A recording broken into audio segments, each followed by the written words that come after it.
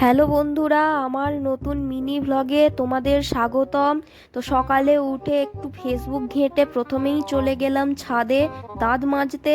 সকালবেলা পাড়ার কোথায় কি চলছে নজর রাখার জন্য দেখলাম ঘোষেদের ফুল গাছটা আমাদের ছাদের সাথে ঠেকে আছে, তাই কটা ফুল চুরি করে নিলাম। এখন আমি দুপুরের খাবার বানাচ্ছি। আমার গ্যাসটাকে ব্যালকনিতে রেখেছি যাতে রান্না করতে করতে পাড়ার কোনো গোলমাল আমার কান দিয়ে পেরিয়ে না যায়।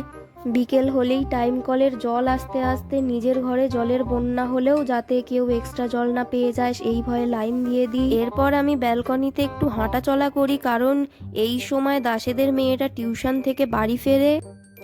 এরপর বাড়িতে চিনি থাকা সত্ত্বেও পাশের বাড়িতে যাই একটু চিনি চাইতে, কারণ ওই সময় পাশের বাড়ির বৌদির থেকে পাড়ার সবার ব্যাপারে অনেক তাজা তাজা খবর পাই।